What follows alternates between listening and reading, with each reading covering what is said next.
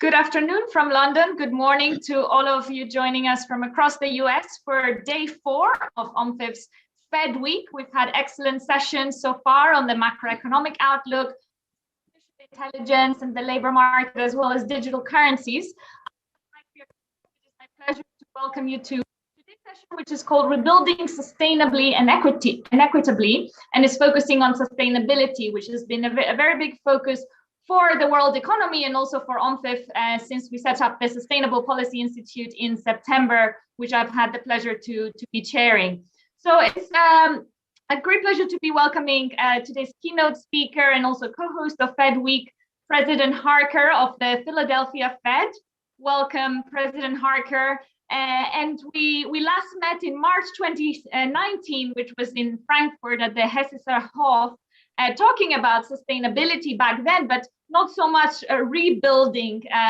So now we're facing the dual challenge of rebuilding the economy and also doing it in a more sustainable way. So President Harker has had a very long and distinguished career in academia, in government and business. He's the 11th president of the Philadelphia Fed, has been since 2015, and will be talking to us today about rebuilding sustainable and equitably, particularly in the workforce. Over to you, President Harker. Okay, let me get my video started. There we go. Well, hello, thanks, Danae, and welcome everyone. It's really wonderful to be here. And as nice as it would have been to have met in person, it's pretty great that we were able to do this without any jet lag. Though I think there's probably a couple people, myself included, but given this is an international crowd, I suspect that some of you regret missing the opportunity to pad your frequent flyer account balances, but we'll get back to that. God willing, we'll get back to that sooner rather than later. This has been a great series of meetings so far this week, and I am thrilled to be here with my colleague, President Bostic, to discuss a vitally important topic: rebuilding our economy sustainably and equitably. And I really like the framing of this conversation because you can't have one without the other. An equitable recovery will be, by its very nature, more likely to be sustainable, and vice versa. Now, given you've already heard from several Fed presidents this week, I'm pretty sure you know what I'm going to say next. Yes, once again, it's the standard Fed disclaimer. So the views I expressed today, and President Bostic will, are our own and do not necessarily reflect those of anyone else on the Federal Open Market Committee or in the Federal Reserve System. We're covered. Now, another thing I'm sure you've heard from other Fed presidents this week is that the US economy, by and large, is in pretty good shape. GDP has come roaring back after a record contraction during the first half of last year. Consumption, housing, and manufacturing are extremely healthy, and workers' incomes are rising. But even as GDP has nearly entirely recouped its losses from last year, employment remains down significantly. We've still got 7.6 million fewer people working than we did before the pandemic. And if you assume we would have maintained our pre-pandemic job growth of around 200,000 jobs a month had COVID never arrived, we're really down around 10.6 million jobs. Many millions more are in low opportunity jobs, those that pay little, don't offer flexibility or paths to growth, or that don't take advantage of the skills that they possess. Perhaps most disturbing has been a long-term decline in economic mobility, with Americans born in poverty increasingly likely to stay there.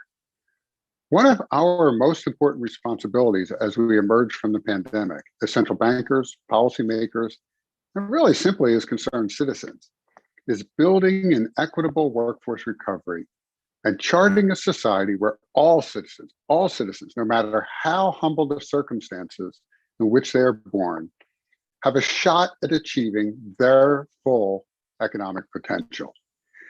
So what will an equitable workforce recovery look like in practice? So I'd like to take the time and sketch out a few ideas before we proceed to the discussion with President Bostic. So, as central bankers, first and foremost, an equitable workforce recovery will mean using monetary policy to fulfill our dual mandate of achieving both stable prices and maximum employment.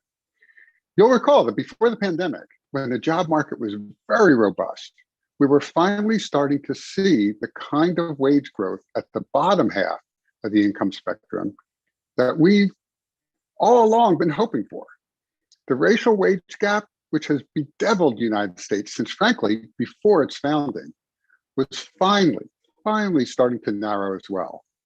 A robust job market where businesses are competing for labor will do a lot in and of itself to build an equitable recovery. But it won't do everything. That's why building an equitable workforce recovery will also mean getting more people into what we call opportunity occupations, jobs that pay above the median wage, but that don't require a 4-year college degree. Now, we know that many Americans have the skills and talent to make these transitions because we've done the research to prove it. My colleagues at the Philadelphia and Cleveland Feds look at the skill sets of people who hold low opportunity jobs at risk of disappearing. They then match those skills to jobs that would pay at least 10% more than their current wage and that don't require a traditional 4-year degree. To me, the results were incredibly encouraging. Examining 33 metro areas nationwide, they found that nearly half of lower wage employment can be paired with at least one higher paying occupation requiring similar skills. So for transitions, connecting the most similar occupations identified in the study, the pay differences are significant, with an average bump in wages of almost $15,000, a 49% increase in salary. So for instance, some examples, bill collectors here in Philadelphia could bump their salary 45% from an average of about $38,000 to nearly $55,000 by becoming a credit counselor, with the added bonus that people will actually want to answer the phone when you call. Now, while the equilibrium effect will undoubtedly smooth out some of these wage differences as the labor force shifts, more people being aware that their skills are transferable will no doubt improve matches between employers and employees and boost employee bargaining power. That is to say, simply informing workers that their skills are transferable and monetizable is an important foundation in an equitable workforce recovery. It should also make firms more productive, which of course benefits all of us in the long run. Building an equitable workforce recovery also will mean all who want to be in the labor force can. And that especially includes mothers of young children whose participation rates fell at the beginning of the pandemic in the United States and have yet to recover. It's no mystery why this has happened. Childcare woes. Many parents, and let's be frank, mothers, left the labor force in order to take care of their kids as schools closed and other options proved prohibitively expensive. And even as the pandemic has waned here in the US, some scarring has become apparent. Around 1.5 million mothers who were working in February 2020 still aren't. At the Philadelphia Federal Reserve, we're currently working on what we call a research and action lab in the state of Delaware that will link several local partners, including the state's Chamber of Commerce, to help provide affordable childcare for families. This is a real barrier. And lastly, building an equitable workforce recovery will mean ensuring workers have access to the training and education they need to advance in the job market. Now, again, that doesn't have to be a traditional 4-year degree, but we do know that at least some post-high school education is vital for career development in the current economy. So this could mean the creative use of public-private partnerships. So here in Philadelphia, we've partnered with local stakeholders to advance what we believe is a one-of-a-kind pay-for-success job training model that links Comcast, a major employer here, with Philadelphia Works, our local publicly funded job training board. The Workforce Board pays for training for new hires up front. The employer then reimburses the city if certain benchmarks, such as staying on the job for 6 months, are met. And this is really good for both parties. It's a win-win. Workers get the skills the employers need, and workforce organizations know they're training for real job opportunities. Or it could mean increased investment in micro-credential courses that teach workers a marketable new skill in a short period of time, not a whole degree. As brief as say 2 months. According to a recent Georgetown University study, these can make a meaningful difference in enrollees' careers. For example, certificates in engineering technologies can lead to higher earnings, as do those in fields like information technology and legal studies. Of course, even as we look for creative ways to employ short-term programs as an alternative to traditional degrees, we must also ensure equal opportunity to all types of degree and non-degree programs. We must not allow for a two-tiered system of higher education to flourish, with low-income and minority students funneled into experimental programs while facing barriers to obtaining traditional degrees. And to me, that's why building an equitable workforce recovery will also mean employing creative ways to finance traditional four-year college degrees, which, despite the sundry and well-known flaws of our higher education system in the US, remains one of the most dependable ladders to the middle class. Income share agreements, for instance, where students pay back a portion of their salary after graduation in exchange for borrowing less or nothing upfront, are a potential path forward. Now, colleges and universities too should think hard about ways to lower their own costs, such as through the thoughtful use of technology to achieve economies of scale. Here, I think the task is truly urgent. New research from the Philadelphia Federal Reserve's Consumer Finance Institute projects that the US's colleges and universities will suffer revenue declines of between $70 and $115 billion over the next 5 years, with some 80% of institutions nationwide suffering these declines. These losses must not simply be passed on to America's students, the magnitude of whose student debt load is already unique among developed economies. Ultimately, an equitable workforce recovery isn't merely a nice to have, nor is it exclusively a moral issue for our society, though it is, in my view, precisely that. It is a necessity for building a recovery that will prove durable and sustainable. We know that because highly unequal societies tend to be brittle. Their political systems are frequently unstable. Their periods of economic growth are often short-lived and unimpressive. Ensuring an equitable recovery will, in the end, benefit us all. So again, thank you for joining us. And let me turn it back to Danae.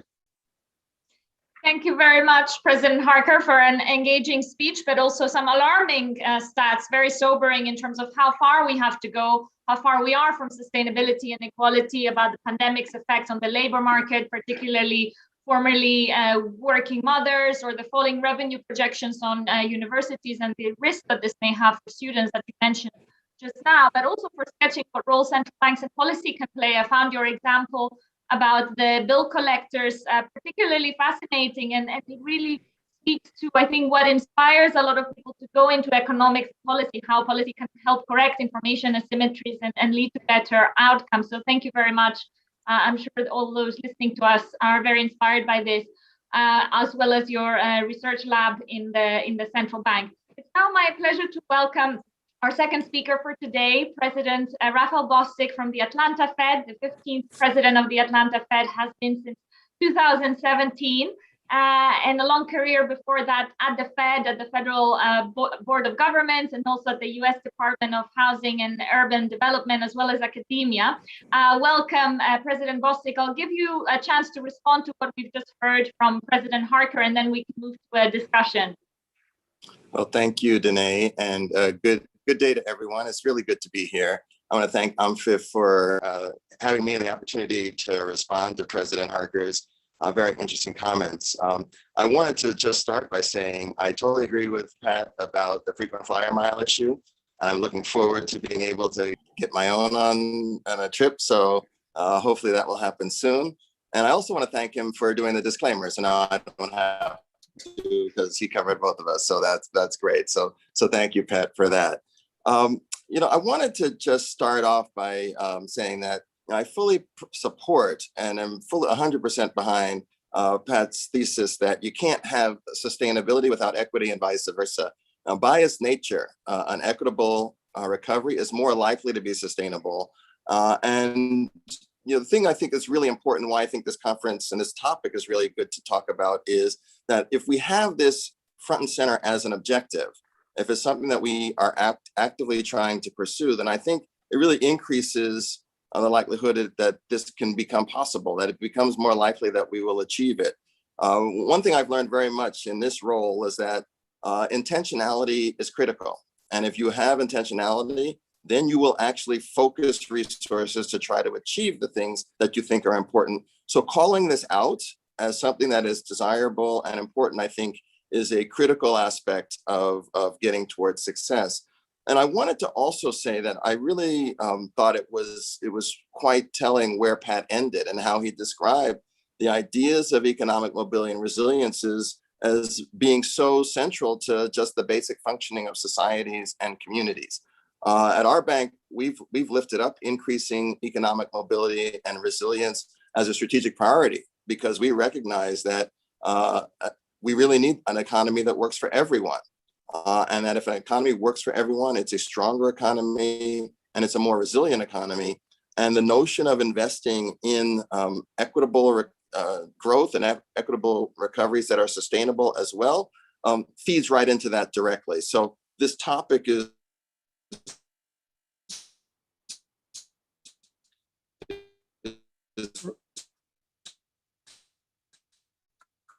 critically important.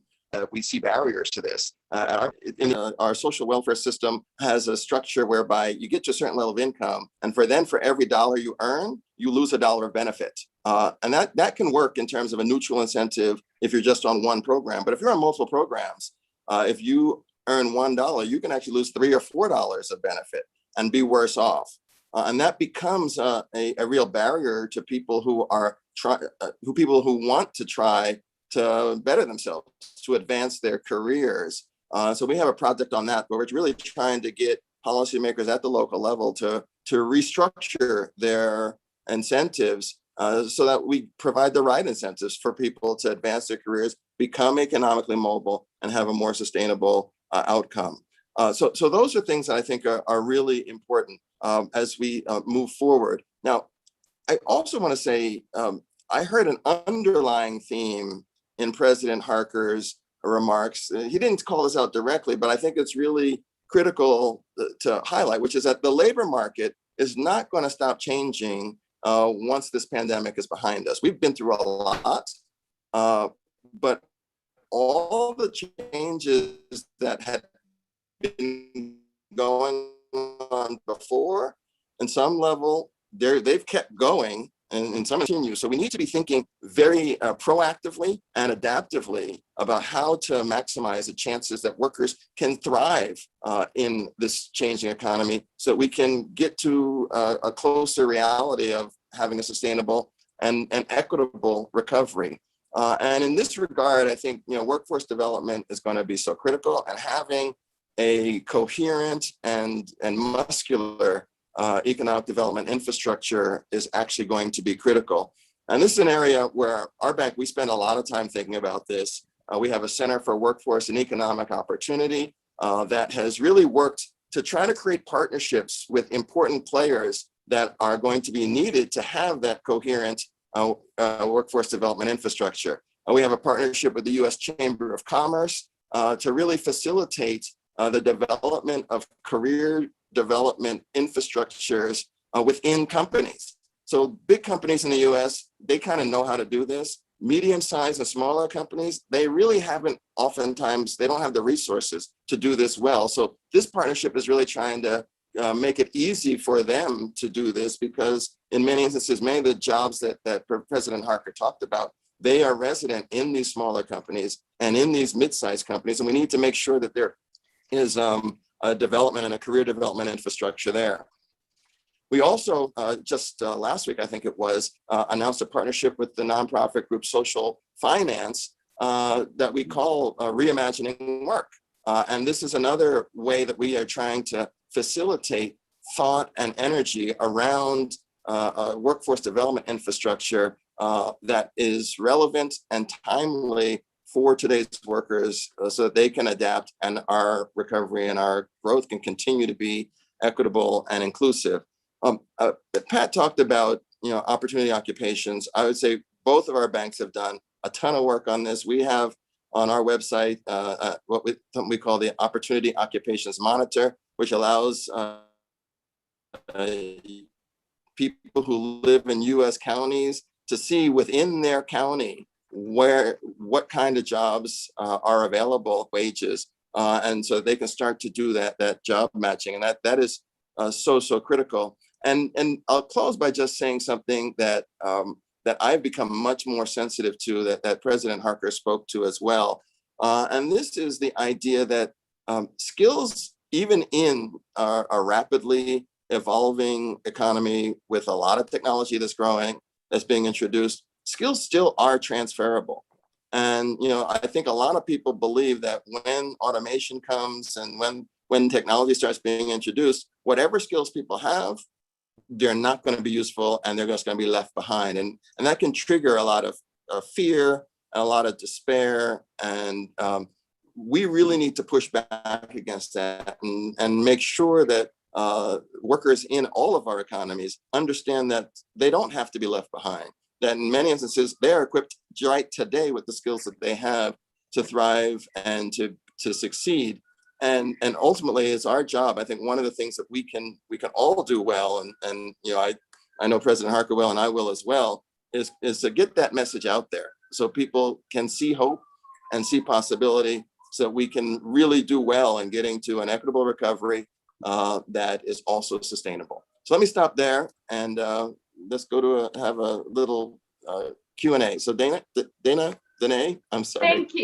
Thank you, President. Very important stats also from your side on the benefits and the kind of figures there. That's very important. And also hearing that message coming so loudly from both of you is really important. And it reminded me also of a conversation we had from your colleague, president of the San Francisco Fed, Mary Daly, back in March. And she's been saying that message very loudly as well. And one of the phrases that she used back then, which I really like, is that we all do better when we all do better. And I think making sure that everyone understands that it's not about trade-offs, it's not about leaving people behind, is really important to hear it from you. So let's move to the discussion, and also a reminder to the audience that this is an on-the-record discussion. We want to be hearing from you as well, so please send through your questions, and we will have time at the second part of the discussion to come to you as well. But let me start perhaps with the first question to you, President Harker, because recovering from the previous crisis was already a big challenge. We were talking for years and years about getting the recovery going,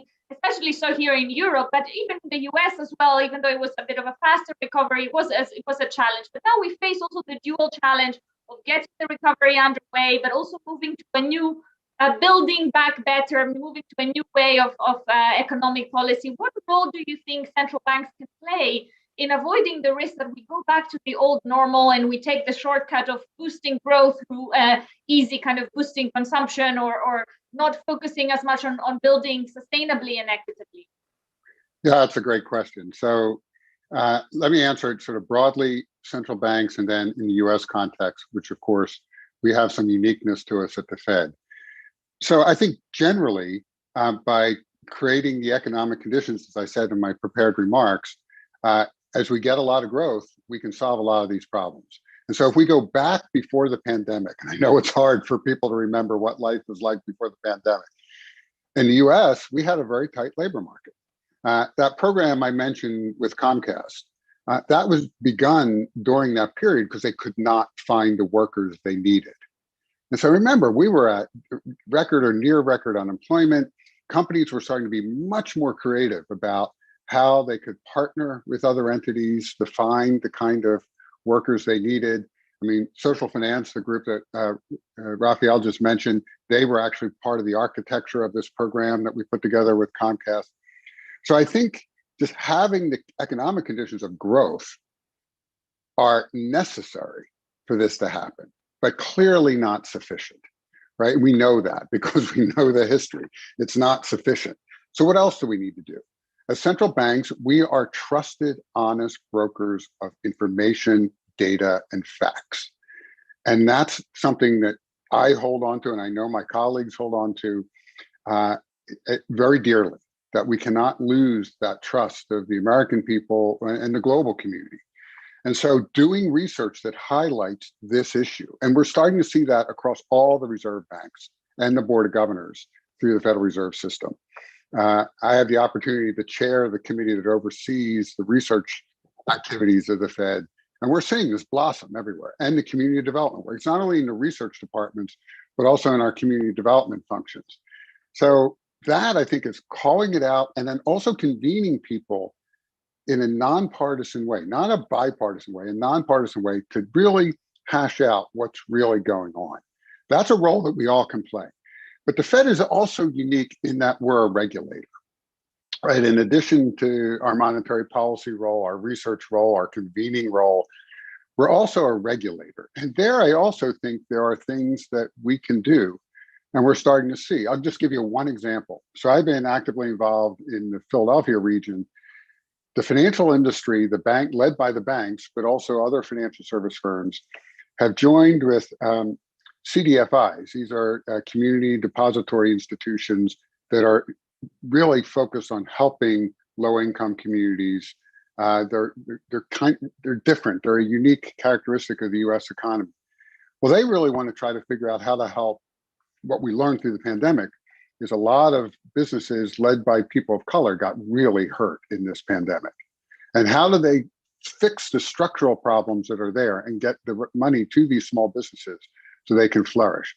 We as a regulator can help support that through the way we interpret regulations, the way. So I think there's a regulatory function here as well that we can play to help facilitate the kind of changes that have to happen in the American economy.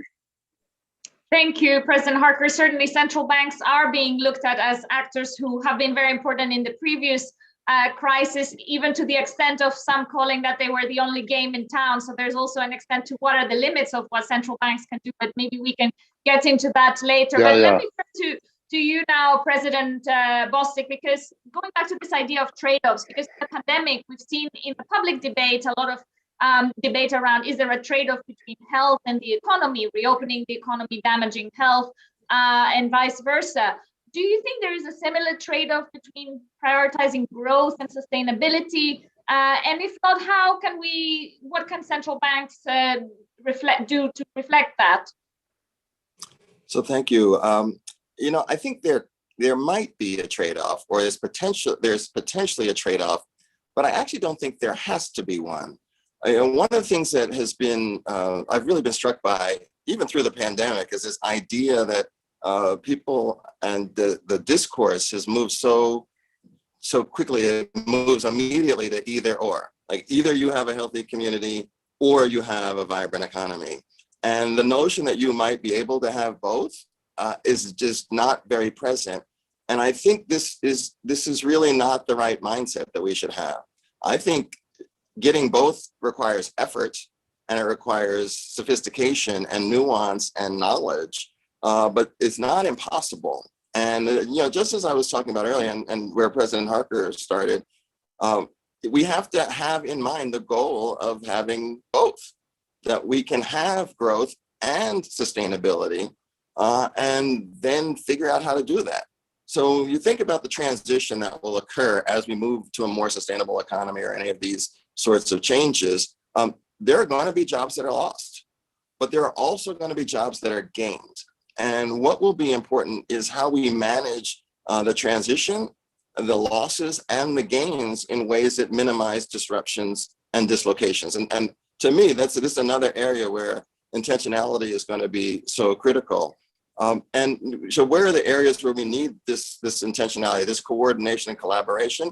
It's got to be around skills. So in some instances, people will have skills that are directly transferable, and others are going to need to gain those skills. So we got to make sure that's possible. It's going to be in information. It's going to be like, where are the jobs, which jobs are increasing and where are they, and how can you access them?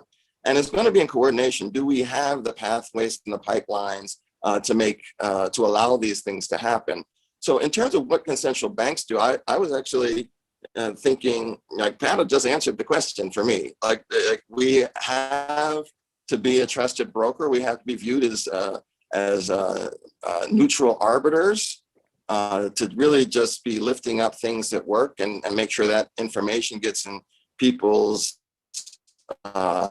hands and heads, but also then convene and bring together the pieces that need to be brought together. So for us, one initiative that we're working on, we call the Rework America with the Markle Foundation, of others. And what we're doing is at the city and regional level, we're bringing together community colleges, who their employers, particularly those on the frontiers, to tell us which jobs they need filled so that the training can be tailored. And we're bringing together community groups and having them be aware of this so they can talk to people on the ground in communities who are looking for those transitions. I'm really excited about this. We just recently announced, I think, 6 cities that we're going to be running pilots in. And if that works, I think that can be a model for getting us much closer to the both and solution, as opposed to sort of defaulting to an either or approach to this. Thank you very much. And thank you also for coming back to this term of intentionality. I really like that this is emerging as a key word in this discussion so far, as kind of setting an ambitious goal and getting to commit to it. I think that's a really important approach. I want to move to talk a little bit about productivity and inflation, but before I do that, we have a couple of questions on the labor market issues that we've been discussing. So let me bring those in. One is from Paul Sheard from Harvard and formerly vice chairman of S&P Global. And Paul is asking, to what extent and in what ways is the Fed working with the Department of Labor and other parts of the administration on the labor market issues identified? Would either of you like to take this, perhaps President Harker? So there's both at the federal level and at the state level. There's been a lot of contact through the kind of work we're doing. I in particular, and I have a bias because I think intentionality, I'm also an old engineer by training. I'm a pragmatist. I want to get things done. What we're finding is at the state and local level, we can get a lot more done more quickly. And so generally through what we're calling our economic growth and mobility project at the Philly Fed, our main contacts are at the state and local level, because we're just finding that's the way to get these programs in place as quickly as possible. Thank you. And another question that's coming from Mark Sobel, our OMFIF's US chairman and formerly at the US Treasury and the IMF. Mark is asking that labor share income has been down since 2000, and the developments around AI and the shift to a K from an L-shaped recovery may also cause big job losses and reorientation within the economy. What is the policy answer to that? So retraining is one option, and you've given some examples in that in your speech, President Harker. But what may be other policy options to address that, President Bostic? Well, I think, well, first of all, I don't want to de-emphasize retraining.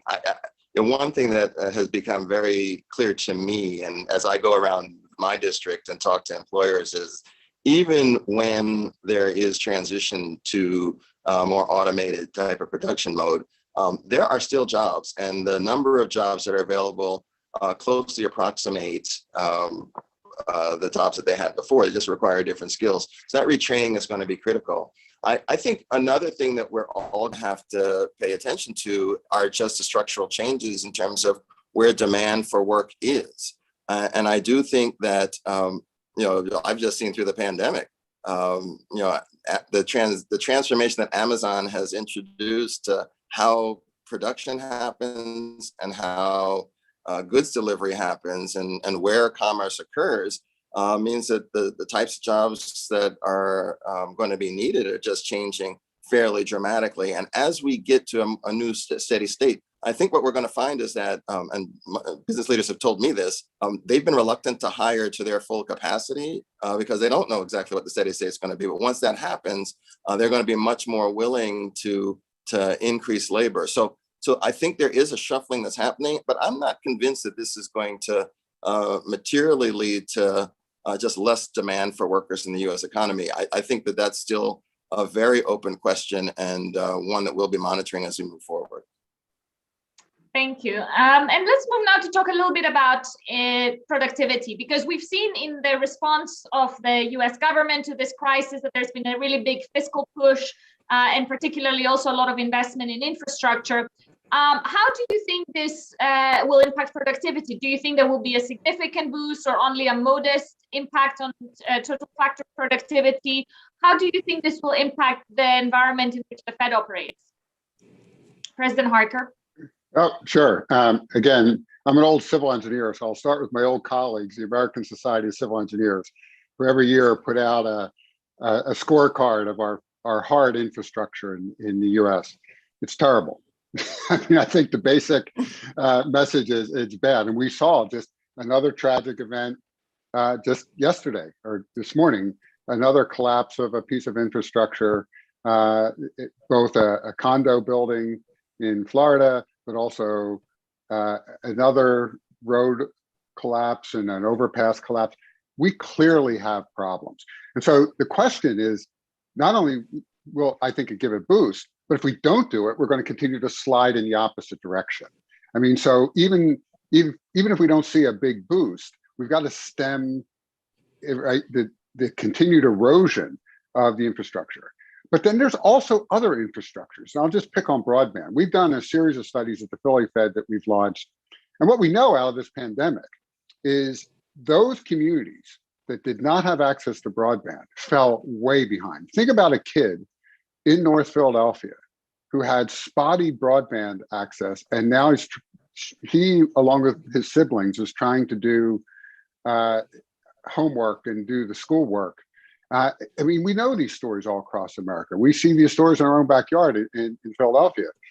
Well, those children are behind.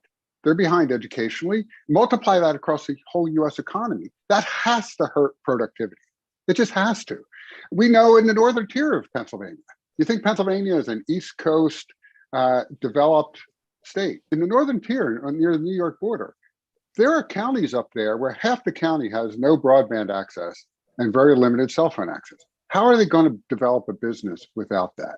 And so just to keep up, these are, you know, what my poker friends would call table stakes. If we don't make these investments, we will fall behind. Now, the jury is out of how much of a productivity boost we would see. But I know for sure, because we've already seen it, that we're going to see decline in productivity unless we make these investments. And can I just jump on this? Yes.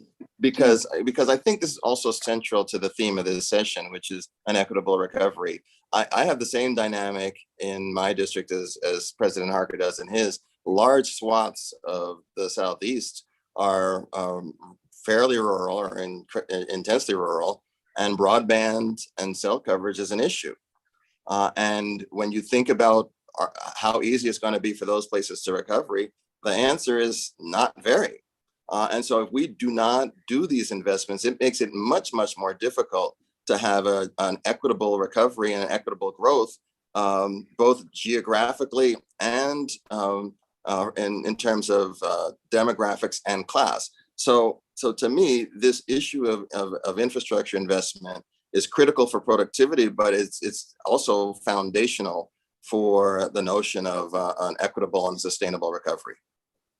No, thank you very much for making that link. That is absolutely true. I also wanted to ask about the Fed specifically and the dual mandates that you have of inflation and unemployment, where the two variables may actually be following different trends in the crisis and also in the recovery from the pandemic crisis.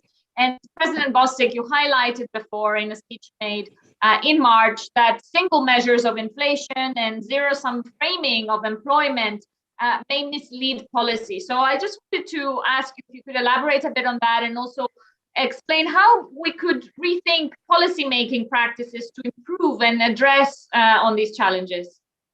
So, this really piggybacks on the conversation we just had.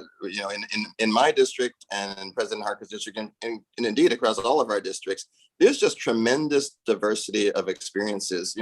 We started several years ago talking about, one region, multiple economies, and one district, multiple economies, that even within the state of Georgia, the economy and the reality in the Atlanta area is just very different than it is in southeastern Georgia or southwestern Georgia, or even north up towards the Appalachian Mountains. And to think about the economy as just one number or one experience is really not a fair characterization, because very few people actually live that experience. Everyone's either living a lot better or a lot worse, or some blend of that.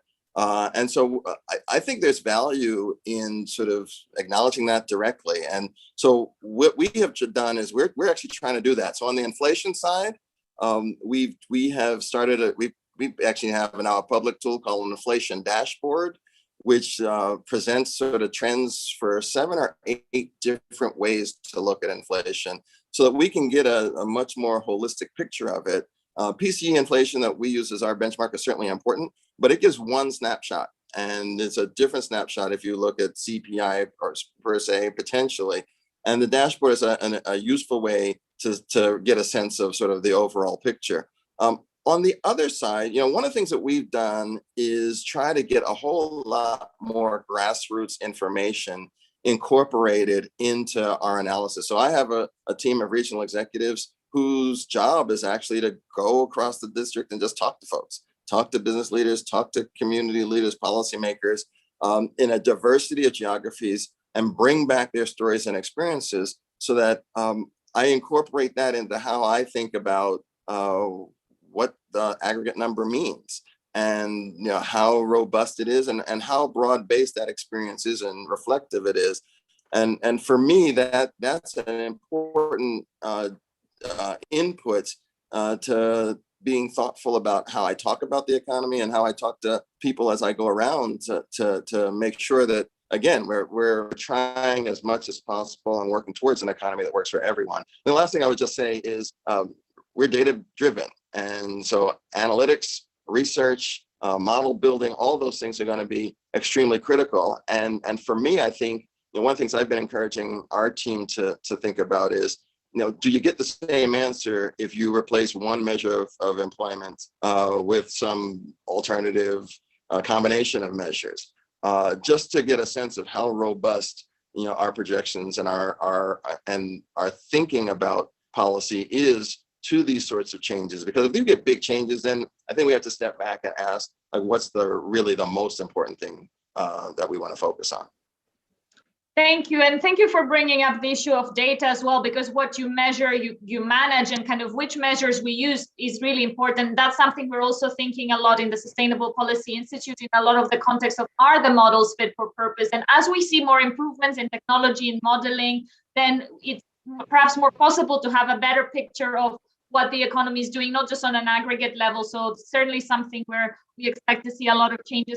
We're around halfway through in the discussion part. We have about half an hour left. So I want to move more to another side of sustainability now, thinking about environmental sustainability, but to encourage also the audience to, if you still have questions on the labor market, and they're all very connected anyway, please still send them through, and keep sending through your questions also on anything that is coming to your mind as we discuss. So President Harker, let me turn to you, because the theme of the discussion is building the economy sustainably and equitably, and environmental sustainability is a big part of that as well. And this is an area where central banks, including the Fed more recently, have increasingly been taking action on, and to understand how to manage climate-related risks. And you spoke before about what an equitable workforce recovery means for your mandate. How do you see climate fitting into central bank's mandate of stable prices and maximum employment? Yeah, so let me begin with emphasizing one word you just said: risk. As you may be aware, we have received a fair amount of criticism from certain corners of American society and leadership in America for discussing these issues and researching these issues. And I really want to emphasize our focus is not climate science. I used to be president of a university that had a very robust climate science faculty. That's not what we're doing, right? We're not, so we are really focused on the risk at the micro and the macro level. And start with the micro level. Again, we are a supervisor, we're a regulator. And so I was president of the University of Delaware. I can tell you Delaware is the only state in America, the entire state is a coastal zone. It's very small, but it's a coastal zone. We were already seeing saltwater encroachment into the farmland in the southern part of the state. And agriculture in the state, even though it's a small state, it's very big because of the poultry industry. It's the largest poultry producing region in the United States. So if you're a bank who's lent money to those farmers, and now a substantial portion of their land is being taken out of production because of saltwater encroachment into the farmland, you need to be aware of that. You need to take that risk into account. So at a very basic level, we need to understand these risks in order to be good supervisors to manage and help the banks manage these risks. But then you roll that up, those risks, to the whole economy. And you see what's happening, for example, in the western part of the United States right now. I mean, story after story, they are running out of water. I mean, this is a pretty basic commodity, right? If you don't have water, you can't sustain an economy. I mean, so these are real risks, and we need to understand them, at least from the science point of view, but also make sure that the institutions we regulate and we supervise understand are taking those into account as well, and that we start to factor those in. And we're at a very early stage of starting to factor those into what that means for the overall macro economy, right? This is new territory. So this is where research is critical. So there's really two aspects of this. One is the research component, which we must do to understand this. And then second is the supervisory side of this, is building new models, stress test models and others to help us be better regulators and supervisors of these institutions. Thank you. And certainly that's kind of the angle through which the Network for Greening the Financial System also began the involvement of central banks in this area, linking it very directly to the mandate that climate-related risks are financial stability risks. And we can go more into that in the discussion about what the channels are through which this happens. But you mentioned research and also hinted at some other measures like climate stress tests, etc. Could you tell us a little bit more about what you at the Federal Reserve of Philadelphia have been doing in this area, and what are perhaps the plans that you're having in the area of climate research or risk management? Yeah. So at Philly, like many of my peer banks, this is all new territory, right? We're really just starting to build the expertise in this area. I mean, one of the areas, for example, we run for the system we build and manage the stress test models on the consumer portfolios for all the large banks, the LISIC institutions in the country. And so one of the areas that we're interested in is stress test models, and that we're starting to do some work on that would incorporate some of the climate risk. Again, very early stages of this work, but it's important work. Thank you. And I wanted to ask the same question to you, President Bostic, what work you're doing at the Atlanta Fed to examine and manage and measure climate risks, and also how is the climate work organized across the Federal Reserve System? Because we spoke, my colleague Mark Sobel and I spoke to Kevin Styrell from the Fed board, who has looks after the Supervision Climate Committee at the Fed and is coordinating work in this area. But what are the priorities across the different Feds? It would be helpful to understand the structure. Well, let me say just at the outset, where Pat started is exactly where I start. This is about risk. And one of the things we need to do is learn the nature of those risks. So, we're at the very early stages and the climate is changing a lot. When I started here in Atlanta, the notion that storms would get to Atlanta and still be hurricane strength, that wasn't in anybody's head. I think 3 months after I got here, we had the first storm that came through at hurricane strength. And it caused me to rethink sort of what risk was. and how we should be thinking about the exposure of parts of the U.S. economy to these issues. In terms of our structure, a lot of it is, let's set up a structure system-wide that allows researchers to gather a diverse set of pieces of information that allows us to start doing analytics on financial risk management. And so we're doing a lot of that with our research seminars and the like. And really, these system-wide committees, we're trying to divide the pieces of the analysis among the regional banks and the Board of Governors in DC, drawing on expertise, but also experiences. So if you think about my district, we have more than 2,000 miles of coastline in the 6th district in the Southeast. So my district covers basically the entire Gulf Coast and then the Atlantic coast of Florida and Georgia. That's a lot. And if you think about where all the hurricanes are coming, that's where they're all coming. We're getting large name storms that are with a increasing regularity. And so, we're spending a lot of time thinking about what should prudent risk management be for banking institutions that have assets that are very present in that. So we're gonna take a role in that and try to play a leadership role in the system in that space.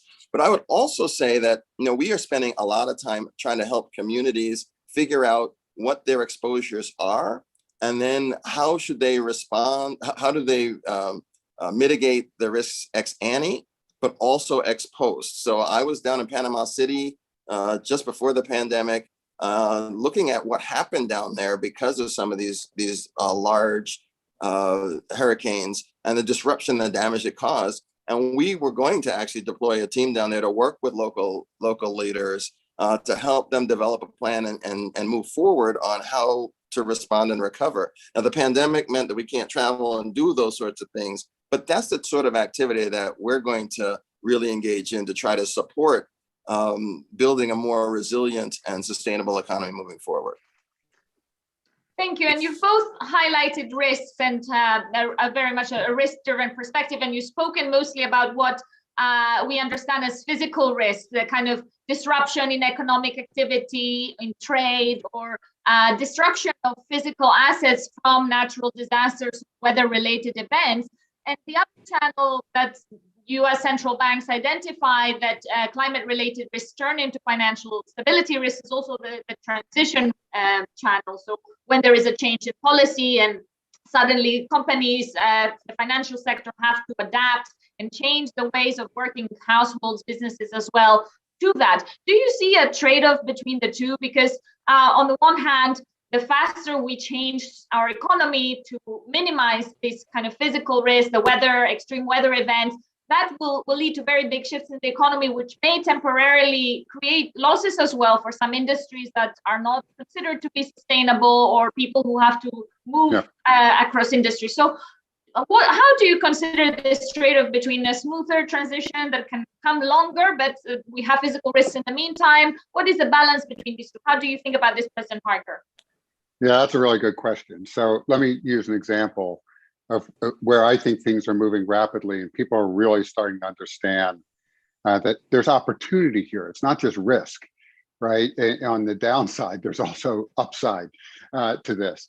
And you're seeing this in the investments that companies are making, the new technologies. Again, I'm a technologist by training, right? So I see the argument for a trade-off, but I also think technology and the markets that support the technology through investment can actually make this happen fairly quickly. But we need also, so if you think of it, you have technology, you have the markets, and they're moving in this direction. We also need our political system, right, our public sector to be moving in this direction. And we're starting to see that happen. Let me give you one example. So coal mining. Coal is an important industry in certain segments of our country. The last I checked, I think there were 52,000 coal miners in the United States remaining, 52,000. So the question is, if we move away from coal, for example, what happens to those people? What happens to their communities? It can be devastating unless we plan for it, right? And so just recently, the Coal Miners Union in West Virginia met with the administration to start to talk about, look, we understand where this is going. If you can bring some of these green energy jobs, whether it's building wind turbines or whatever here, let's come up with a deal. That's the kind of thinking we need. We've been bad. If there's one area that we've not succeeded in the United States, is helping communities and in families and individuals make these transitions to a different economy. This is an opportunity to do that. I think it's pretty obvious where we're going. I mean, it's quite obvious where we're going, and you're seeing the markets seeing where it's going. So let's figure out together, including the public sector, of how to make this transition and ease this transition. Because again, these coal miners have tremendous skills, tremendous work ethic. I mean, let's not abandon them in their communities. Let's figure out a way to help them in their communities make the transition. And we multiply that across the country. This is not rocket science. We can do this. We just have to go back to Raphael's word. If we're intentional about it, we know we have to do that. And we put plans in place to do this. We can make this happen. There will be disruption, but we can minimize the disruption if we put our minds to it. Thank you. That's really inspiring and very positive. I like it.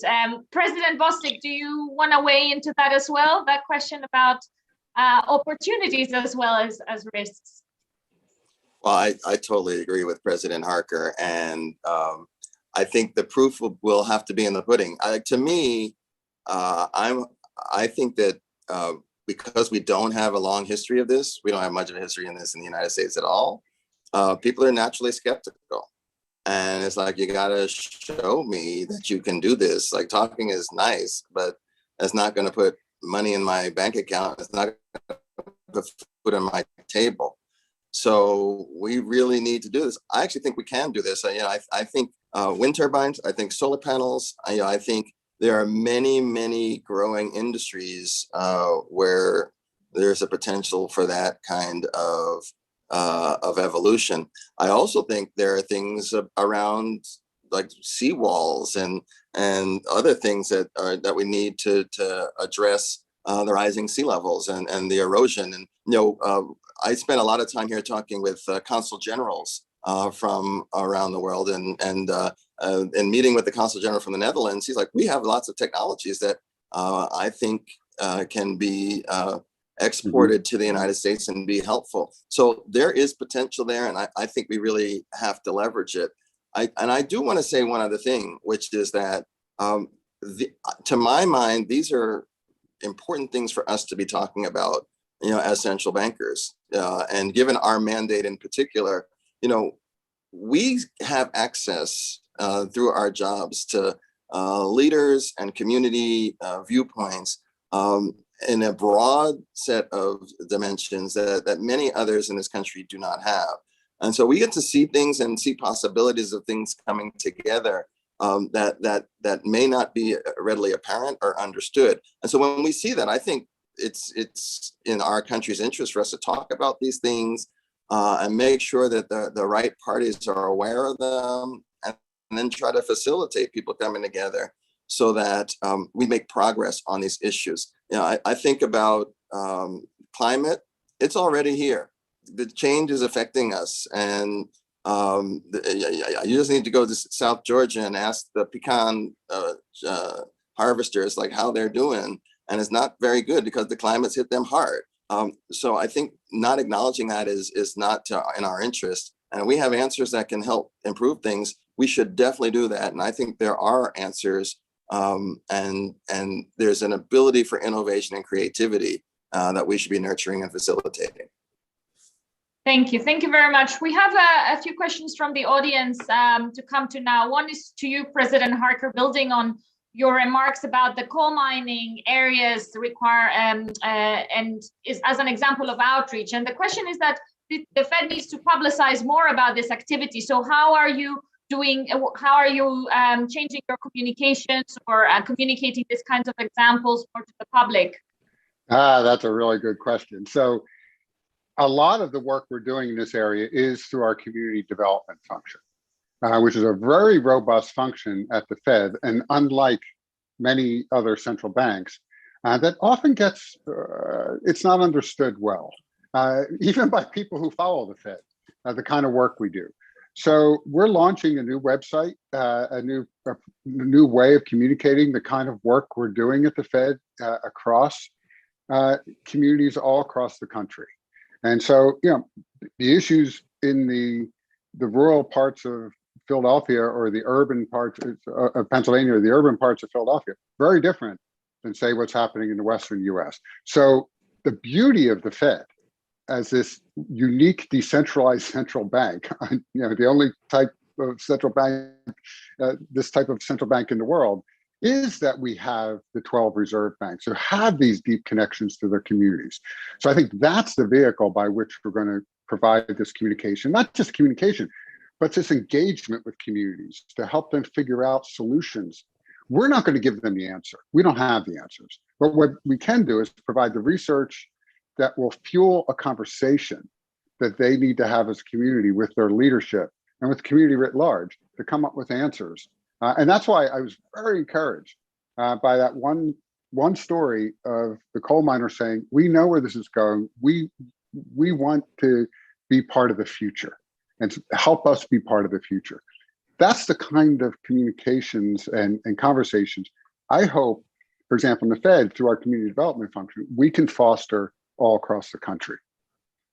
And I also wanted to add on this, we learned some things through the pandemic that is actually possible to reach people without necessarily having to have an in-person conference that brings people together. So we are actively changing our strategies for how we connect with people, get information to them, and create community in ways that I think might actually enhance our ability to get our outreach and our stories out and our knowledge more widely understood. So I think we're on the cusp of something very interesting and potentially transformative in terms of people's awareness of possible approaches to finding answers.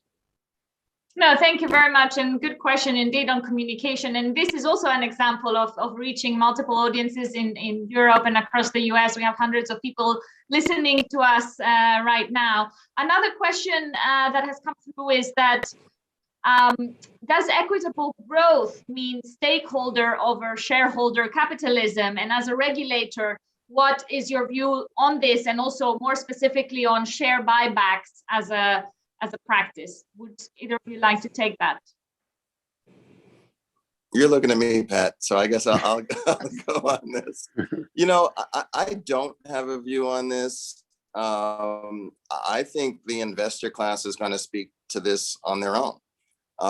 You know, what I've seen over, you know, my professional career is a real like two shifts, really. One, a shift to shareholders as the predominant consideration, and now there's something of a switch, a movement back towards, you know, other considerations can be important. A double bottom line, a triple bottom line, however you wanted to talk about it. And I think that more and more companies, large companies, particularly the publics, are going to be sensitive to that. And you're seeing this in proxy battles for board seats across some very large companies right now, and that's something that everyone is going to pay attention to. So I don't think this is going to. Well, I'll say this: in the United States, we're not going to mandate anything, and that's fine. I think the marketplace is going to drive those changes, and collectively, I think we can be better off. You know, one other thing I would say is we do need to be thinking about, you know, externalities and how we're going to manage them to make sure that we do the appropriate level of investment at the societal level to mitigate some of these costs. Exactly how we do that and what those answers are, you know, I don't have the answer for that, and that's not really in our area to be engaged in. But it is, I think, in our interest to say we need to have these conversations and figure out what to do. Yeah, if I could add on to that. So I generally reject dichotomies. That is, it's either or, one or the other. I actually think it's both in this case as well. It's all the time frame that you think about. If a company's just worried about the next quarter, yeah, that's all they're going to care about is the shareholder. But if they start to think longer term, they realize these longer term trends in the American society and the global society are going to impact their bottom line unless they're dealt with. Take the incredibly important conversation we're having right now in this country around racial equity. Well, you just look at America. You just look at the state I'm sitting in right now. I'm actually sitting across the river in New Jersey. 45% of the birth rate in this state is Latinx. 45%. Unless we start to bring that community into the middle class, into the society writ large, companies aren't going to have the customers because they're not going to have the wealth. And this gets back to the point about fragility I mentioned in my prepared remarks. We know where this goes in the societies where you have this increasing separation between the haves and the have-nots. This does not end well, society after society throughout history. So I think the more enlightened investors, as Raphael said, and the more enlightened CEOs and their boards realize, whether it's on the racial equity front or whether it's on the climate front, unless we get in front of this and start addressing some of these issues or helping to address these issues, we're going to be hurt here. And we're not talking about 100 years from now. Within a decade, we could be severely damaged. So we got to do this. So I think it's both. That is long-term shareholder value that they're trying to create by dealing with these issues up front. Thank you. Very important, the framing short-term, long-term. And I think it has been a general theme of this conversation so far, that the rejection of trade-offs and dichotomies, which I think is very important because it's very easy to fall into that as well, and it can lead to different policy decisions. Another question that is quite interesting and also touches upon what you were talking just now about the labor force is, are you facing a new Sputnik shock? Is it like we need more capable labor force to keep the US sustainable competitive advantage? Because the President Biden and the climate change advisor to Secretary Yellen has also been talking about climate opportunities being an opportunity for a competitive advantage in the global economy. So how can that advantage be maintained? Is that the frame of thinking? Yeah, so let's think about the Sputnik shock and what that did to the American society. We doubled down on investment in education. And that was combined with the GI Bill after the Second World War that allowed massive numbers of Americans to go get a college education. It was transformative. We're going in the opposite direction right now. I just alluded to a little bit of the research we're doing at the Philly Fed, that given my old role as a university leader, this is a particular interest to me. Think about what we're doing in America right now in public universities. Forget the privates. Just think of the public universities in America. We are defunding them at a time when the people coming are least able to pay for the increased prices. Again, we're seeing a new generation. Just look at the demographics, look at the birth rates. So where is the population growing? It's growing at the lower income levels. These are the people that need that public higher education at a time when states have walked away from public higher education. And so the prices of public higher education have soared all across the country at a time when students need it the most. I mean, if we're going to have this Sputnik moment and create the scientists, the engineers, the business leaders, the social scientists, the humanists that we need to move our society forward, we need to reinvest in a pretty basic thing, which we did when Sputnik took off. We said, we're doubling down to make sure everybody can get the education. This is one of my own personal concerns that we're moving in the wrong direction. We need to turn this around. So Pat, I would have just called that a soapbox. That was a good one. And sometimes you need to get on a soapbox. For me, I also think we need to really consider getting back to research in the basics, just fundamental science, engineering, because we need to remain competitive. And if that's happening and there are investments in those spaces in other parts of the world, it's going to be hard for us to stay as a leader in this space. And if we're not leading the space, we're not providing the value add, we're not going to get the wages. And ultimately, we're going to see standards of living start to lag. And these are all things that I think we should be trying to prevent if we can possibly do that.